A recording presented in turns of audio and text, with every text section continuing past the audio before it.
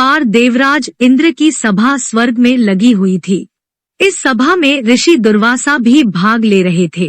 सभा में जिस समय विचार विमर्श चल रहा था, उसी समय सभा के मध्य ही पुंजिकस्थली नाम की इंद्रलोक की एक अप्सरा बार बार इधर से उधर आ जा रही थी। सभा के मध्य पुंजिकस्थली अप्सरा का यह आचरण ऋषि दुर्वासा को अच्छा न लगा। ऋषि दुर्वासा अपने क्रोध के लिए प्रसिद्ध है। उन्होंने पुंजिकस्थली को कई बार टोक कर ऐसा करने से मना किया, लेकिन वह सब अनसुना कर वैसा ही करती रही। तो दुर्वासा ऋषि ने कहा, यहाँ देव सभा चल रही है और तुझे देवसभा की मर्यादा का तनिक भी ज्ञान नहीं। तू कैसी देव अप्सरा है जो वानरियों की तरह बार बार आ जाकर सभा में व्यवधान डाल रही है। मैं तुझे शाप देता हूँ, जा, अपनी इस आदत के कारण तू वानरी हो जा। दुर्वासा ऋषि का शाप सुनकर पुंजिकस्थली सन्न रह गई। अपने इस आचरण का यह परिणाम वह सोच भी नहीं सकती थी, परंतु अब क्या हो सकता था, उससे भूल तो हो चुकी थी। उसके कारण वह शापग्रस्त भी हो गई। उसने हाथ जोड़कर अनुनय विनय कर कहा, ऋषिवर, अपनी मूढ़ता के कारण यह भूल मैं अनजाने में करती रही और आपकी वर्जना पर भी ध्यान न दिया। मुझे क्षमा करे ऋषिवर, सभा में व्यवधान डालने का मेरा कोई उद्देश्य न था। कृपया बताइए, अब आपके इस शाप से मेरा उद्धार कैसे होगा? अप्सरा की विनती सुनकर ऋषि दुर्वासा पसीजे बोले, अपनी इस चंचलता के कारण अगले जन्म में तू वानर जाति के राजा विरज की कन्या के रूप में जन्म लेगी। तू देव सभा की अप्सरा है, लेकिन तेरे गर्भ से एक महान बलशाली, यशस्वी तथा प्रभु भक्त बालक का जन्म होगा। पुंजिकस्थली अप्सरा को थोड़ा संतोष हुआ। पुनर्जन्म में वानर राज विरज की कन्या के रूप में उसका जन्म हुआ। उसका नाम अंजना रखा गया। जब अंजना विवाह योग्य हुई तो इसका विवाह वानर राज केसरी से हुआ। अंजना पति केसरी के साथ सुखपूर्वक प्रभास तीर्थ में रहने लगी। इस क्षेत्र में बहुत शांति थी तथा बहुत से ऋषिमुनि आश्रम बनाकर यज्ञादि करते रहते थे। एक बार ऐसा हुआ कि वन में विचरने वाला एक शंखबल नामक जंगली हाथी प्रमत्त हो उठा तथा वन में उत्पात मचाने लगा। यहाँ तक कि उसने कई ऋषि आश्रमों को रौंद डाला, यज्ञ वेदियां नष्ट कर दी। उसके भय से भागते हुए अनेक तपस्वी बालक आहत हो गए। कई आश्रम उजड़ गए।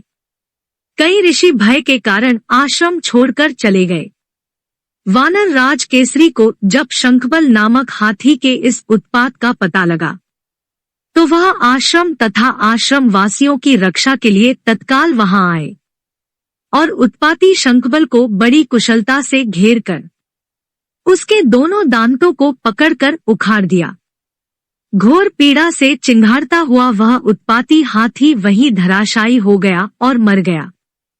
आश्रम की रक्षा के लिए उनके अचानक पहुंचने तथा हाथी को मारकर आश्रम वासियों को निर्भय कर देने वाले केसरी का ऐसा बल देखकर ऋषि मुनि बहुत प्रसन्न हुए और केसरी के पास आकर आशीर्वाद देते हुए कहा, हे वानर राज केसरी, जिस प्रकार तुमने आज हम सब की तथा हमारे आश्रम की रक्षा की, इसी प्रकार भविष्य में तुम्हारा होने वाला पुत्र पवन जैसे वेग वाला होगा तथा रुद्र जैसा महान बलशाली होगा। तुम्हारे बल तेज के साथ साथ उसमें पवन तथा रुद्र का तेज भी व्याप्त रहेगा। केसरी ने दोनों हाथ जोड़ कहा, ऋषिवरो, मैंने तो बिना किसी कामना के प्रमत्त हाथी को, जो किसी प्रकार वश में नहीं आ रहा था, मारकर आपकी इस यज्ञ भूमि को निर्भय किया है। आपका दिया यह स्वत आशीर्वाद मुझे शिरोधार्य है। कपिराज केसरी ऋषियों को प्रणाम कर चले गए। समय आने पर अंजना के गर्भ से एक बालक का जन्म हुआ। उसमें अपने बाल्यकाल से ही ऋषियों द्वारा दिए आशीर्वाद का तेज झलकने लगा। आश्रमों में वह बालक पवन वेग की तरह जहां तहां पहुंच जाता।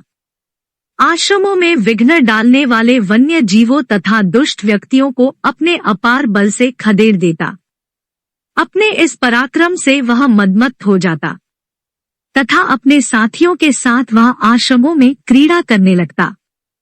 उसको खेलने से कोई रोकता तो वह उसको भी तंग करने लगता। छोटा बालक तो था ही, लेकिन उसके बाल कौतुक से जब ऋषियों को असुविधा होने लगी तथा उनके पूजा पाठ और यज्ञ में व्यवधान आने लगा, तो उन्होंने उसके स्वभाव में शांति लाने के लिए आशीर्वाद जैसा शाप दिया कि तुम अपने बल को हमेशा भूले रहोगे। जब कोई तुम्हें आवश्यक होने पर तुम्हारे बल की याद दिलाएगा, तब फिर तुम में अपार बल जागृत हो जाएगा।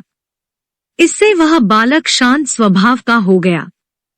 केसरी नंदन यह बालक आगे चलकर वीर हनुमान नाम से प्रसिद्ध हुआ।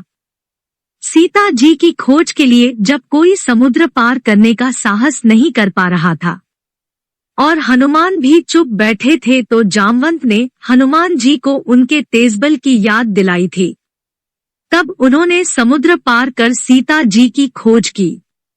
वाल्मीकि रामायण में इस बात का उल्लेख मिलता है कि मंगलवार के दिन स्वाति नक्षत्र में कार्तिक कृष्ण चतुर्दशी के दिन हनुमान जी का प्राकट्य हुआ था, जबकि एक अन्य मान्यता के अनुसार चैत्र शुक्ल पूर्णिमा तिथि को बजरंगबली का जन्म हुआ था।